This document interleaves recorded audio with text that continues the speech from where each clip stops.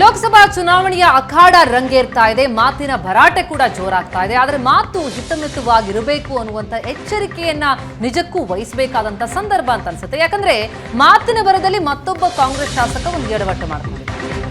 HDK ಅವರ heart operation ಬಗ್ಗೆ ಶಾಸಕ ಬಂಡೆಸಿದ್ದೇಗೌಡರು ವ್ಯಂಗ್ಯವಾಡಿದ್ದಾರೆ.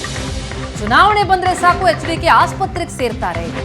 3 ದಿನದಲ್ಲಿ HDK ಅವರ ಹಾರ್ಟ್ ಆಪರೇಷನ್ ಆಗುತ್ತೆ. 4ನೇ ದಿನಕ್ಕೆ ಇಡೀ ರಾಜ್ಯ ಸುತ್ತಾರೆ. ಇದು ಹೇಗೆ ಸಾಧ್ಯ ಅಂತ ಶ್ರೀರಂಗಪಟ್ಟಣದ ಶಾಸಕ ರಮೇಶ್ ಬಂಡೆಸಿದ್ದೇಗೌಡ ಉಡಾಫೆಯ ಮಾತುಗಳನ್ನಾಡಿದ್ದಾರೆ. ಸಚಿವ ಚಲುವರಾಯಸ್ವಾಮಿಗೂ ಕೂಡ ಸೇಮ್ ಕಾಯಿಲೆ ಇದೆ. ಚಲುವರಾಯಸ್ವಾಮಿ ಆಸ್ಪತ್ರೆ ಸೇರಿದ್ರೆ 1 ತಿಂಗಳು ಬರಲ್ಲ. HDK ಹೇಗೆ 2 ದಿನದಲ್ಲಿ ಆಸ್ಪತ್ರೆಯಿಂದ ಬರ್ತಾರೆ ಅಂತ ಪ್ರಶ್ನಿಸಿದ್ದಾರೆ.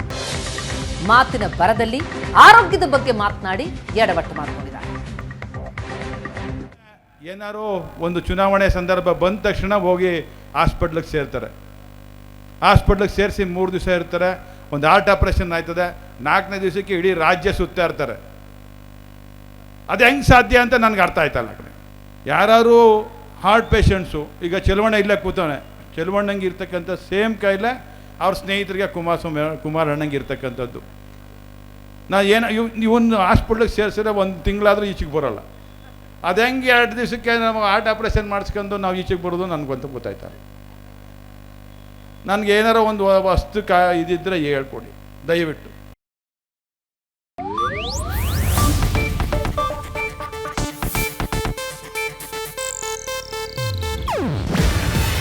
ಇದು ಏಷ್ಯಾನೆಟ್ ನ್ಯೂಸ್ ನೆಟ್ವರ್ಕ್ ಪ್ರಸ್ತುತಿ.